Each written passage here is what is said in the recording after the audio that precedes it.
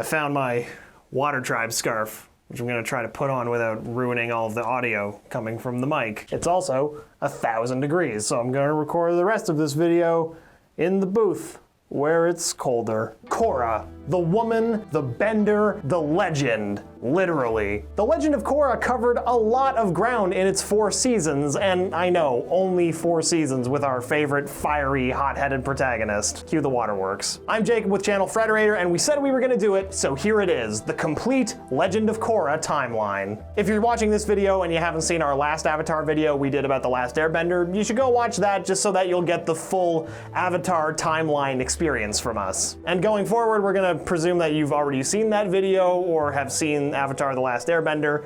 We're not gonna explain who certain characters are, you know? And also, you know, make sure to subscribe and hit the bell icon for notifications, and you know all this stuff. All right. Before we get started, we want to give a special thanks to our sponsor, Audible. Stay tuned at the end of the video for some Legend of Korra themed recommendations from the Audible library. Real quick, we have decided in this video to omit a lot of the B-plot romantic storylines, because those could just be put in their own video entirely. And I mean, to be fair, we didn't really spend a whole lot of time on that in the last video either. Remember when Suki just kind of turned up out of nowhere right at the end of the series? All right, tangent done, and with Aang gone, let's get to this new Avatar that I've heard so much about. Book 1. Air. As a toddler, Korra discovers that she's the next Avatar, an all-powerful bender capable of wielding all 4 elements. The Order of the White Lotus visits the Southern Water Tribe to confirm her powers and finds out that their next Avatar is a high-energy, headstrong little girl. But as Korra says in episode 1, she's the Avatar and you gotta deal with it. Speaking of Avatars, remember Aang, everyone's favorite airbender and Avatar from the original series? Well, he and Katara, unsurprisingly, had kids. Eldest son Bumi, named after his childhood friend who became a commander of the United Forces,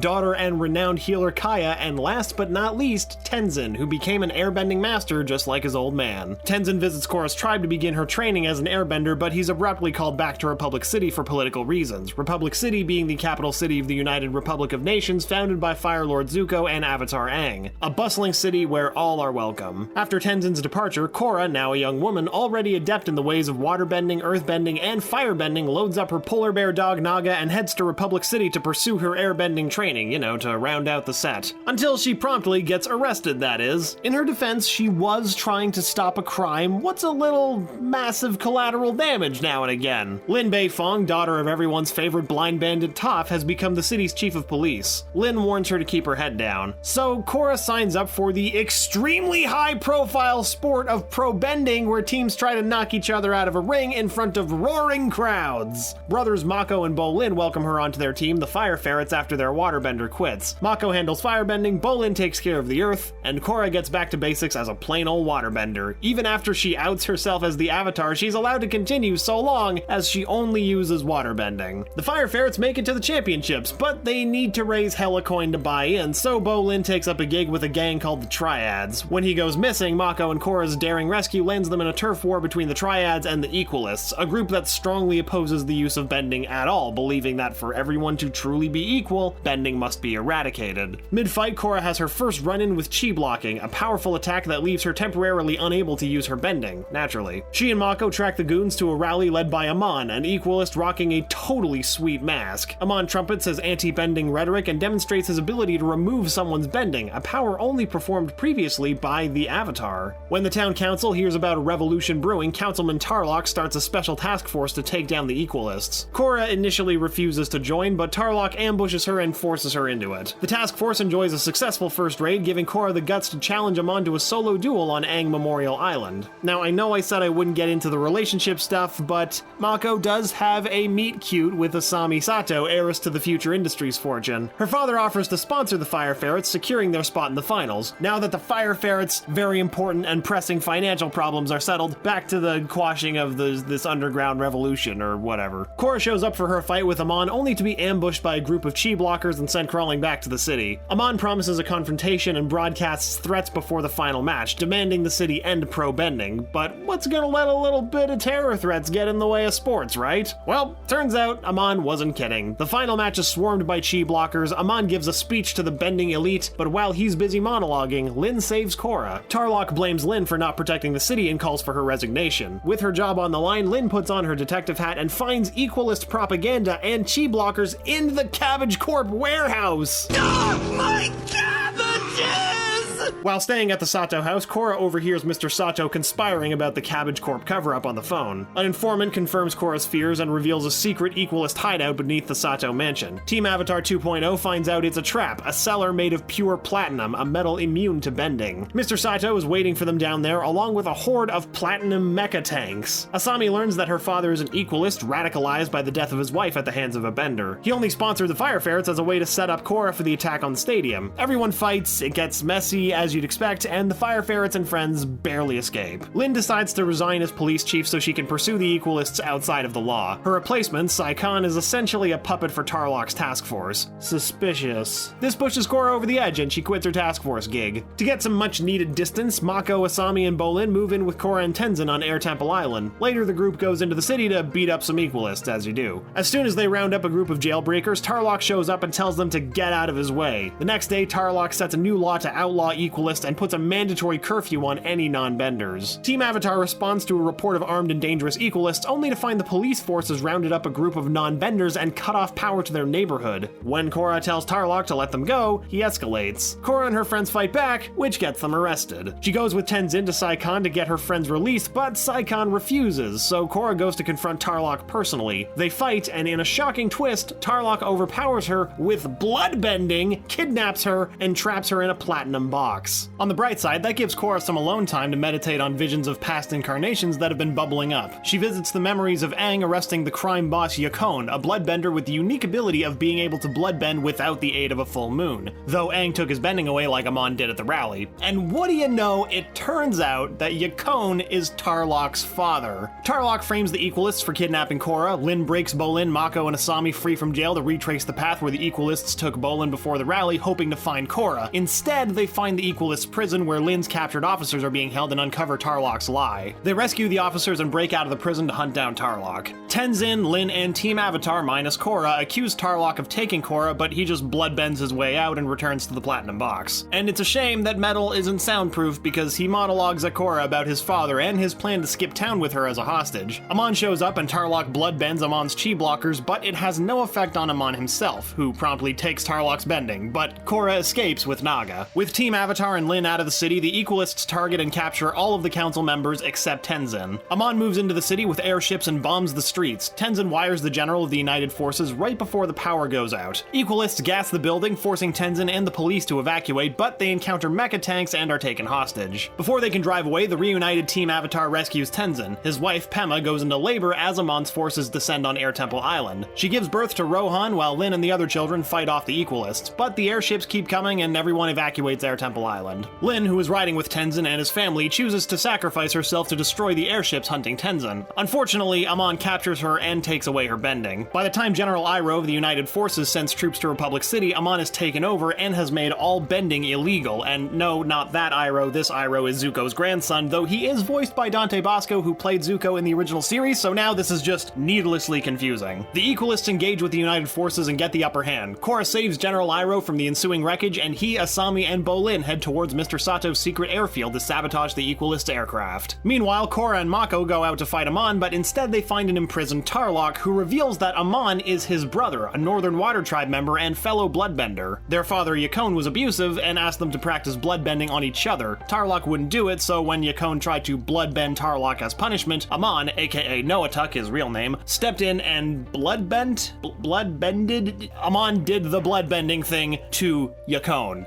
Ugh. Korra and Mako go to Amon's next rally to expose him as a bender, thereby discrediting him to his legions of followers. But mid-plan, Amon takes off his mask to reveal a huge scar across his face. This substantiates the propaganda he told about being attacked by a firebender as a child. Korra and Mako prepare to escape, but then Amon brings up his next group of benders to equalize. It's Tenzin and his family, everyone! Meanwhile, the trio at the Hiroshi airfield have been busy. Mr. Sato intercepted Iroh's SOS message and captured them. Luckily, Naga breaks them out of prison, and they chase after the planes and mecha Squadrons headed to intercept the United Forces reinforcements. Bolin and Mako destroy the mechas and the air fleet, and Asami takes her father into custody. Back in the city, Mako and Korra free Tenzin and the kids only to come face to face with Amon. He bloodbends them into submission and takes away Korra's bending abilities, but because Korra hadn't unlocked her airbending power prior to being equalized, it wasn't affected. She's able to use it to punt Amon into a river, which washes away his stage makeup scar. And when he waterbends to save himself in front of all of his equalist followers, it's not a great look for him. Amon and Tarlok run away together, but Tarlok blows up their boat, killing them both. Team Avatar takes Korra to Katara, but after much effort, she can't heal her bending. After a lot of angst, the spirit of Aang and the other avatars visit Korra, and she regains her power along with the power to heal others' energy. Korra heals Lin's bending, and they set out to heal the bending of all of those who have had it taken away. Season 1, more like season done. Sorry, I'll hand in my resignation after this video. Book 2, Spirits. After defeating Amon and electing Raiko the new president of Republic City, Korra and the Benders travel to the South Pole to the Glacier Spirit Festival. Tenzin wants to take her to see the other air temples so that Korra can continue working on her airbending. They meet Korra's father, Tonraq, and her uncle, the chief of the Northern Water Tribe, Unalaq. Oh, and also his two creepy as hell twin children. Their names are Eska and the other one.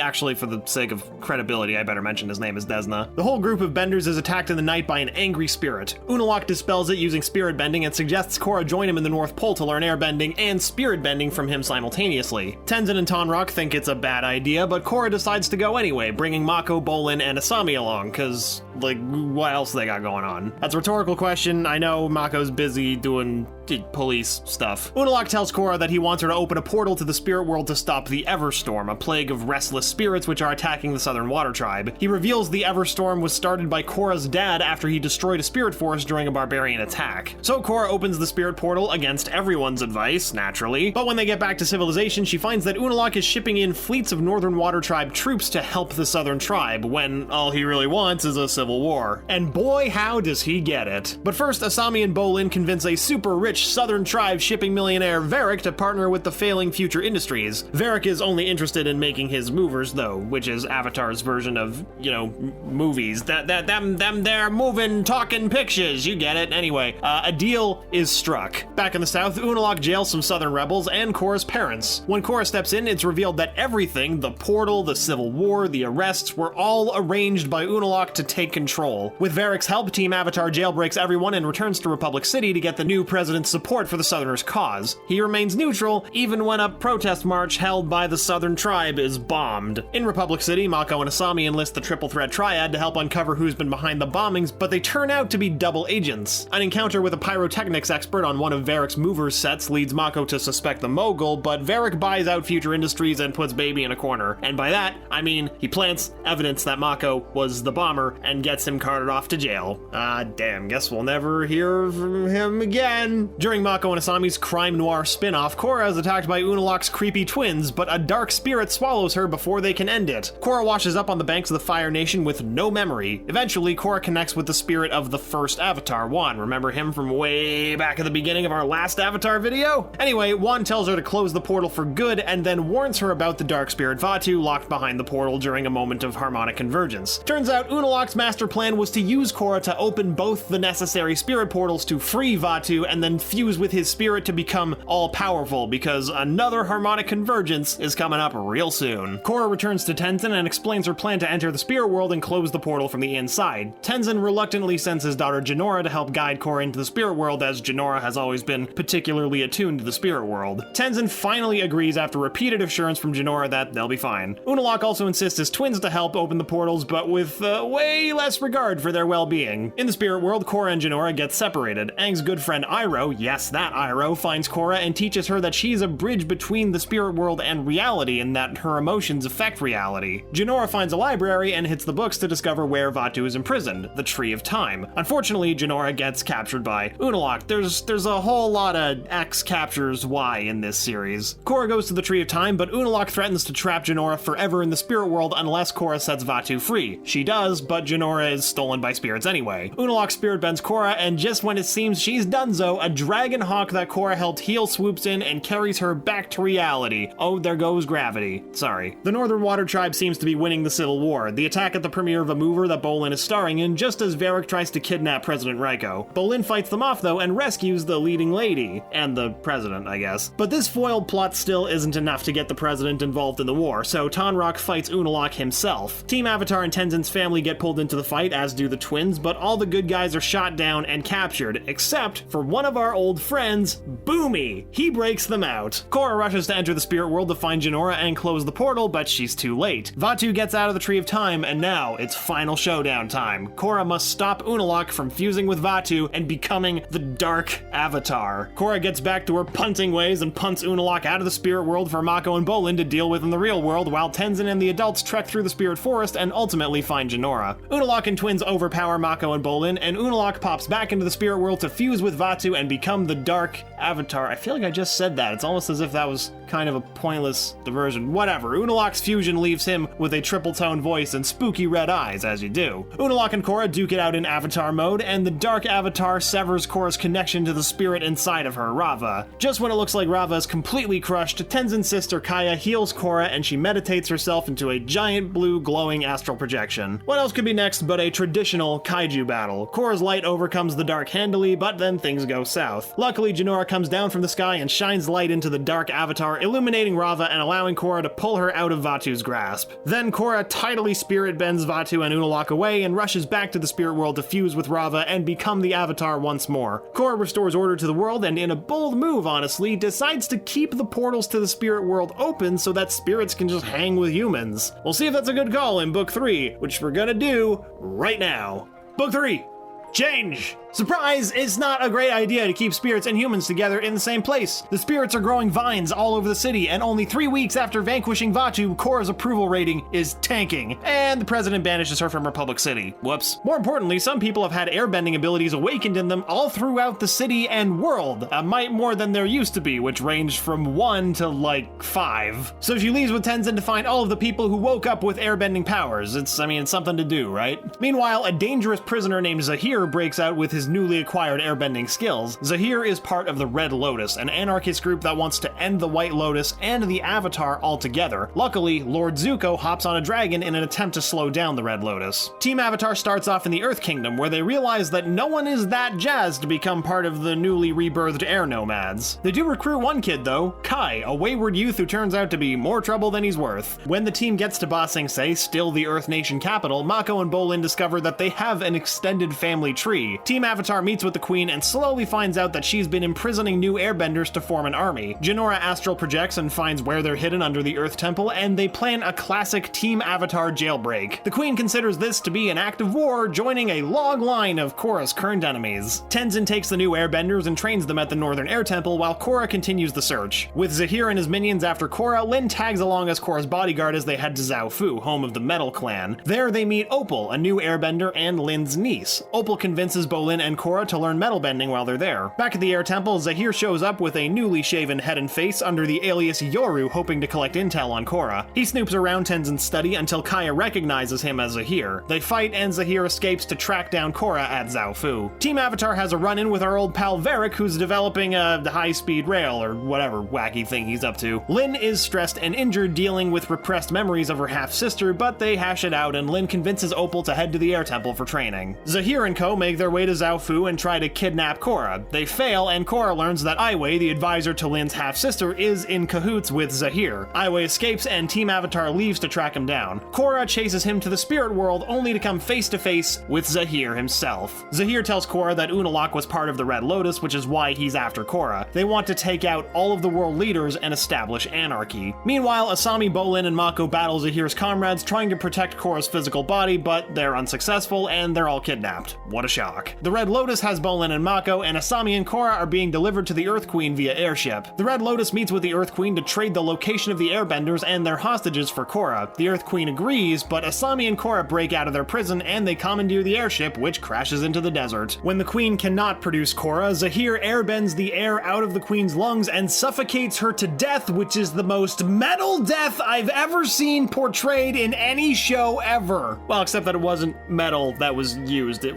was... never mind. It was nuts! He then announces Amon style that the revolution is afoot. Zahir sends a message to Korra through Bolin. Turn yourself in or the Red Lotus will take down the air temple. Korra and Asami head back into the city on a pretty nifty little sandboat they made together, and I know I said no B-plots, but sparks are flying, y'all! They run into Lord Zuko, Tonrock, and Lin in a desert town. Bolin and Mako break their extended family out of Ba Sing Se and meet up with Korra, so now the whole gang's back together. Everyone heads to Zaofu to radio Tenzin and warn him, but they're too late. The Red Lotus has already made it to the air temple and everyone is taken except for Kai. The team hightails it to the air temple and Korra gives herself up in exchange for the airbenders. Zahir double-crosses her though, shocker, and Gazan, the Red Lotus earthbender, traps Team Avatar in the temple. Thankfully, Bolin lava bends to get them out, which was a bold strategy considering Bolin didn't know he could lava bend until right just now. But their efforts are for naught, as Zahir takes off flying with Korra as his prisoner. Like literally flying like a dang Dragon Ball Z character. That's what happens when you let go of your earthly tether. Amid all this madness, we're properly introduced to some random captain named Kuvira while holding on a close-up of her for uncomfortably long. Well, that was weird. I don't know why they would do that for some random minor character. Zahir and his minions metal bend poison into Korra, slowly forcing her into an avatar state so that they can kill her and end the cycle of the avatar. Kai and the gang rush to her aid while the poison Korra experiences hallucinations of her past foes, Amon, Unalaq, and Vatu. Korra goes into the avatar state, but she fights back, breaking loose and fighting off each of the criminals. Zahir tries to airbend the air out of Korra, but all of the airbenders create a massive whirlwind led by Jinora, which breaks his concentration. With the aid of the whirlwind, Korra whips her chain around Zahir's ankle, violently grounding them both. It seems as though Korra is dead, but Lin and her half-sister Suyin metal bend the poison out. Well, most of it at least. In the final moments of the season, Korra is alive, but bound to a wheelchair. Also, Jinora gets her super badass arrow tats, which is something that we can all celebrate. Book 4, Balance.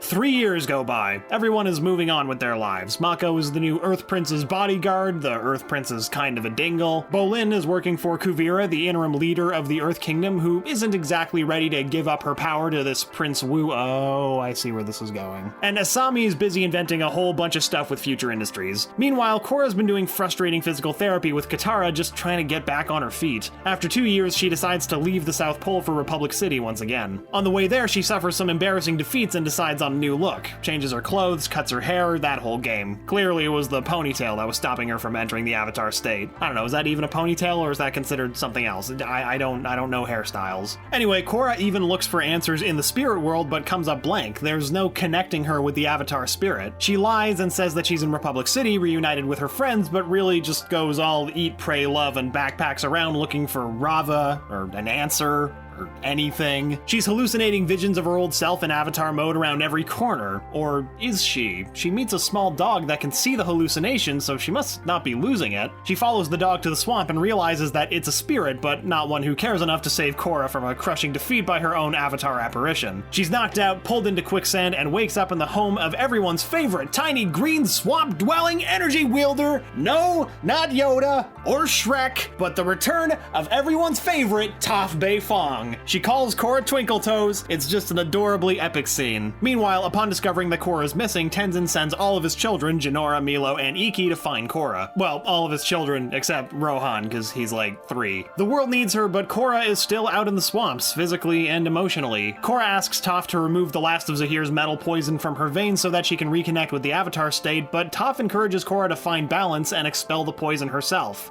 You know, like the title of this season. Tenzin's kids find them, imploring Korra to come back and stop Kuvira's power grab. For their sake, our hero faces down some intense PTSD flashbacks and metal bends the poison out of her own body to reconnect with the Avatar state. Nice. Now that Korra's back in business, she heads directly to Zaofu to challenge Kuvira. There, Varric is experimenting with harvesting raw energy from spirit vines, albeit unsuccessfully. He stops his experiments after realizing their devastating power, but Kuvira threatens to kill him if he doesn't keep working. Suyin, the head of Zaofu, rejects Kuvira's order to become part of the Empire, and Kuvira declares war. After ages and ages of are we the baddies pontificating, Bolin finally gets smart about Kuvira's totalitarian ways and takes off with Varric and Julie, his lab assistant. Korra asks Kuvira to back down and she refuses, and at this point Suyin is already hatching a plan to put an end to Kuvira. When she and her sons try to kill Kuvira, they're taken hostage and the city is ordered to surrender. Korra takes a final swing at diplomacy, but Kuvira challenges Korra to one-on-one combat. Korra nearly wins, but another traumatizing flashback gives Kuvira the upper hand and Tenzin's kids have to ferry Korra to safety. Meanwhile, Julie betrays Varric and Bolin and gets them all captured. Bolin and Varric are forced to research the Spirit Vine bomb, which works in their favor when Varric sets it to blow up the lab, destroying the research and giving them an escape. They set off to warn Republic City about the weapon. In anticipation of her new weapon's unveiling, Kuvira has troops harvesting Spirit Vines for ammunition. The Spirit Vines aren't thrilled with this and start abducting people in retaliation. Even the Vines are kidnapping people now. I wasn't kidding about the X captures Y thing. Jinora goes in for the rescue and ends up getting trapped herself. On the home front, Varric and Bolin make it to the capital and warn everyone of the bomb Kuvira is developing. Bolin, Opal, and Lin set out to rescue Suyin and her sons from Kuvira, while Asami and Varric team up to create flying mecha suits. Prince Wu leads the evacuation of the city, and Korra fails to convince the spirits to help defend Republic City. Behind enemy lines, Julie reveals that she was a double agent for Team Avatar all along and attempts to sabotage Kuvira's weapon. Luckily, Suyin, Lin, and Bolin are breaking the prisoners out of Kuvira's fortress, and Julie escapes with them. They head back to Republic City, where Korra is hitting a wall on the whole spirit world defense thing, but stands firm on her refusal to build Spirit Vine counterweapons. The recently returned crew fills in President Raiko on Kuvira's plan to attack in 2 weeks, and everyone agrees they've got to destroy the bomb before it can get to the city. But Kuvira's army starts marching a week before schedule. Kuvira has mounted the super weapon onto a giant mecha suit, which she is driving. Kuvira advances on the city and takes out the warships. Seeing his city in flames, Raiko surrenders. Kuvira sends her fiancé Batar to broker a deal, but Korra takes him hostage with an ultimatum: stop the advance on Republic City, or she'll keep him away from Kuvira forever. Batar begs his fiancé to stand down, but she uses his location to mow them all down. I guess the heart wants what it wants, and in Kuvira's case, it wants dictatorship. It looks like things are over for Republic City, but in true Avatar style, Korra's not down for the count just yet. They try blinding the mech, tripping it, and hitting it with electromagnetic pulses. As a last resort, Lin gets Asami's father, Mr. Sato, out of jail to mount plasma saws onto the flying mecha suits. That way they can cut a hole in the mech and disable the suit from the inside. It's a great plan, except for the part where Mr. Sato sacrifices himself and dies. Once inside, they tear apart the machine. Suyin and Lin take down the gun arm, Bolin and Mako disable the power grid, and Korra takes on Kuvira for the last time. The giant mecha suit blows up and the parts come crashing down. Pursued by Korra, Kuvira finds the giant arm in the spirit forest and takes her shot, but she loses control. Both women land directly in the line of fire, and Korra shields them, redirecting the weapon's energy into the sky. The blast creates a new portal, and Korra and Kuvira tumble into the spirit world. In a climactic heart-to-heart, Korra convinces Kuvira to end it. The whole lust for power thing, not like her life or anything like that. Back in reality, Kuvira finally orders her troops to stand down and is promptly arrested. The villain is defeated, balance is restored, and Korra and Asami walk off into a spirit world honeymoon hand in hand. The Legend of Korra is one of those series that you just have to binge watch. It's awesome. It's full of kick-ass characters, there's epic battles, there's blood magic, there's telepathic yetis. Okay, now I'm just talking about Codex Alera, which is another great coming-of-age story available on Audible. There's nothing quite like Korra, but Codex Alera also has a super immersive, interesting world. And when it's by Jim Butcher, the same guy who wrote the Dresden Files, you know you're in for a deep dive. Additionally, one of my favorite elements of Legend of Korra is its whole steampunk/industrial revolution aesthetic, which seems like a natural evolution from The Last Airbender. Leviathan by Scott Westerfeld has those same vibes, and a whale airship, not unlike our lovable Sky Bison. Oh, and it's narrated by Alan Cumming. Yeah, that Alan Cumming, so when your narrator is Nightcrawler, you know you're gonna be in for a great time. On the other hand, if you're more about the Bender's elemental magic, then the Circle of Magic series might be for you. It's all about powerful mages, and the voice acting is amazing. And the good news is, every book in the series is included in your Audible membership. So if you're craving more stories like The Legend of Korra, consider listening to these series. Audiobooks are basically cartoons that run on the power of your imagination anyway, so go check them out. You can start listening right now with a 30-day Audible trial, and your first audiobook plus 2 Audible originals are free. You just have to visit audible.com/channelfrederator or text channelfrederator, all one word, to 500-500. One more time, that's audible.com/channelfrederator or text channelfrederator, one word, to 500-500. Once again, I'm Jacob, and thanks for watching The Legend of Korra Timeline. I think we got most of it with, the exception of the romantic subplots, because again, that would take a very long and tedious time, but comment below and let us know what your favorite moment in The Legend of Korra was. Also, be sure to subscribe for more videos like this one, and remember, Frederator loves you.